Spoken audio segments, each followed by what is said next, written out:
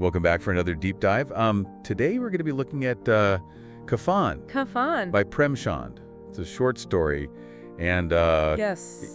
this one it's heavy. It's dealing with poverty, societal irony, and really just kind of the dark side of human nature. Yeah, and I think that's what makes this story so compelling, right? It's that it takes you to this really uncomfortable place, and it forces you to confront these difficult truths about humanity. Yeah, and I think one of the things that really stood out to me right from the beginning was how Premchand just kind of drops us right into this incredibly bleak situation. Immediately. Yeah, with Ghisu and Madhav. Right. This father and son who are just like completely detached from the suffering of Buddha Mother's wife. Yeah, you meet them and they're just sitting outside their hut while she's literally dying inside.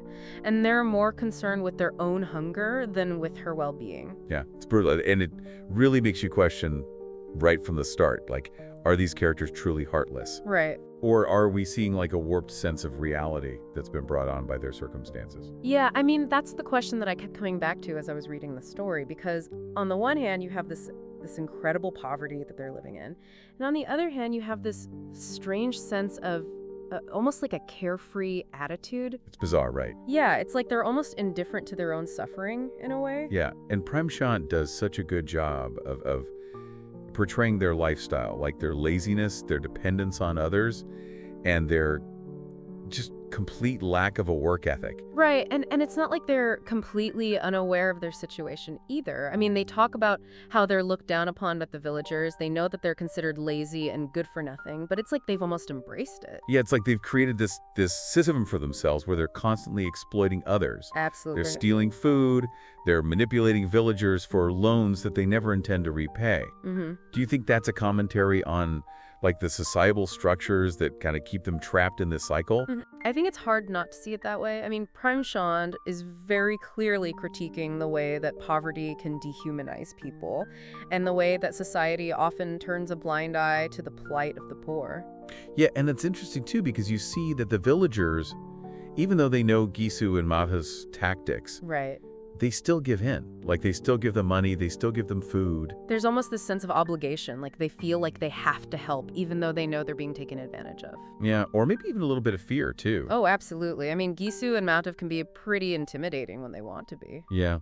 So then Booty enters the picture, and for a moment you think maybe things will change. Right. Because she tries to bring some sort of aver to their chaotic existence. Mm-hmm. But it seems like instead of inspiring them, she just becomes another person for them to exploit. Yeah, she becomes a burden in their eyes, another mouth to feed. Right. And it's tragic because you can see that Booty is a hard worker. She's trying to make things better. She is. But it's like her presence actually makes them lazier. Almost like they've found someone else to carry the weight. Yeah. And then we get to this scene where Booty dies. And it's just like a punch to the gut. You know, they're outside the hut. They're completely focused on their own hunger while she's suffering inside. And what's even more disturbing is that they're not even really grieving. They're talking about the possibility of having another child. Oh my God, yeah. But not out of any sense of love or desire for a family. It's purely about how they can use a child to exploit others' generosity. It's chilling. And then the funeral, or the lack thereof, just becomes this whole other layer of irony because they go out and they beg for money for the funeral. But it's not out of grief. Not at all. It's purely transactional. It's like death itself has become a means to an end for them. Right, and Premchand doesn't shy away from showing us how they use that money either. Instead of buying a shroud for Bhutia, they spend it on liquor and meat and sweets. They even have the audacity to compare their feast to a wealthy Thakur's wedding from 20 years ago. Oh my God, I know.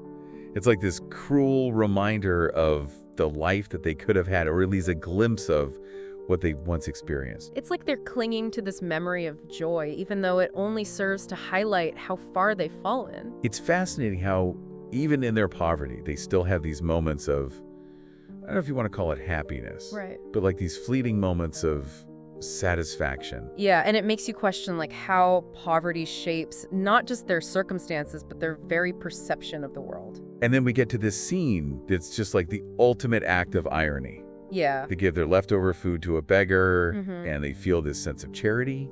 Like they've done something good. Like they're the benevolent ones in this situation. It's like their moral compass is completely spewed. Right, and it forces you to ask yourself, is this a coping mechanism, Yeah. or is it a deeper reflection of their warped sense of morality? It's a lot to unpack. And I think for our listener, think about this. Is this a story about two inherently bad people?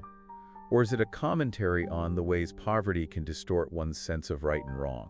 I think that's a question that we'll keep coming back to as we continue to explore this story. Yeah, and I think it's a question that's relevant not just to this story, but to our own lives as well. Absolutely. I mean, how often do we judge people without really understanding their circumstances? Right, and how often do we let our own privilege blind us to the struggles of others? It's something to think about, for sure. And this is just the beginning. We've only scratched the surface of this incredibly complex and thought-provoking story. Yeah, we still have to talk about that scene where Madhav envisions Budya as a queen in heaven. Right, that's a powerful one. It's like this jarring contrast to the reality of her death. And it really makes you question Madhav's true feelings about his wife. Yeah. Is it genuine remorse, or is it just a way for him to justify his actions? We'll have to dig into that a little bit deeper.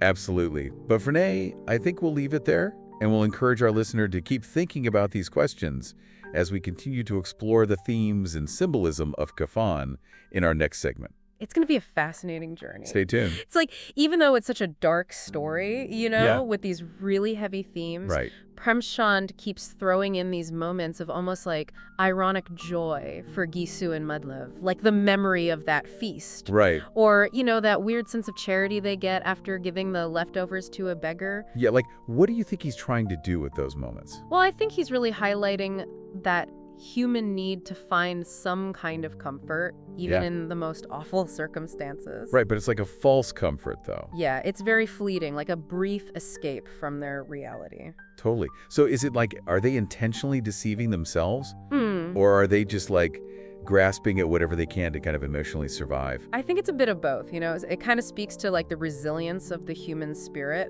Okay. Even when it's like totally warped by their situation, Right. they're just holding on to those moments, however messed up they are, just to cope. Yeah, maybe that's what allows them to even function within this whole cycle of It positive. could be a survival mechanism, yeah.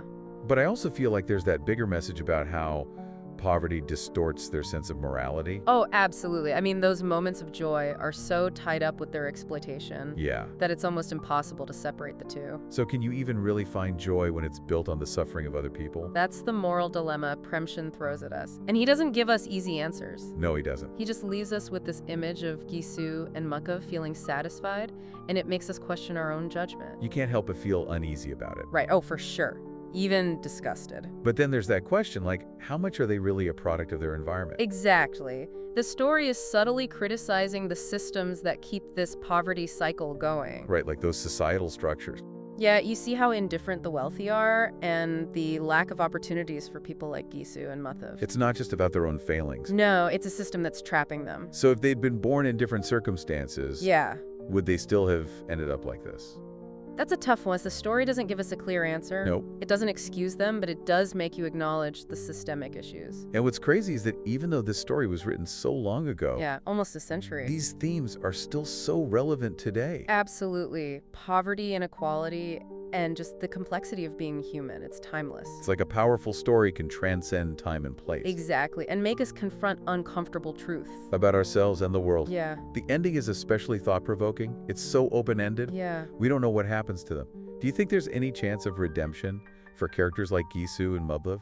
That's what makes Premchand so brilliant. He doesn't wrap it up neatly. No. He seems us with these questions about poverty and whether it's possible to break free. It makes you think about personal choices versus society. Right. Can people really change, or are they stuck because of how they were born? And it makes you think about empathy, too. Yeah. Can we really understand their actions if we don't acknowledge those systemic issues?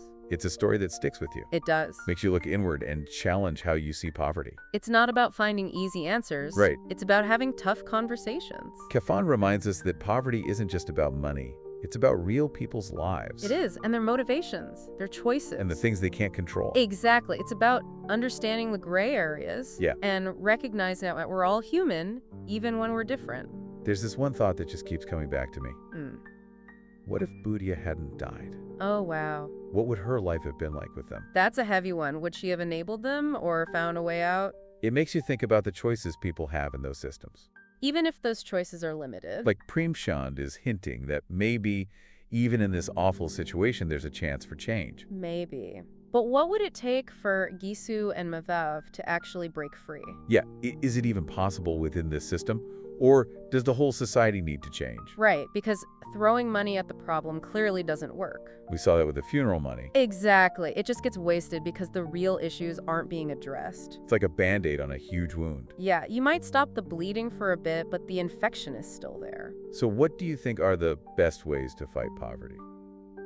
I mean, is it about giving people education and jobs? Right, or changing how society thinks. Or maybe it's all of that together.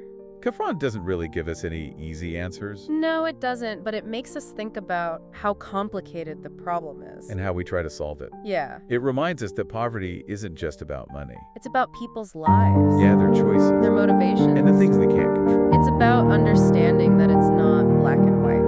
There are good people and bad people, but there are also just people trying to survive. I think one of the most important things we can take away from Kafan is empathy. Definitely, it's easy to judge Ghisu and Madhav. Yeah, but Premchand makes us see their struggles, See the world how they see it. even if it's a messed up view. And that might make us question our own ideas. About poverty, about what's right and wrong. About just being human. So as we wrap up this deep dive into Kafan, I hope you've seen how powerful stories can be. They shine a light on difficult topics. Kafan makes you think even after you're done reading it, It makes you want to understand the world better. and to be more compassionate, I think that's what Premchand wanted. to make us think and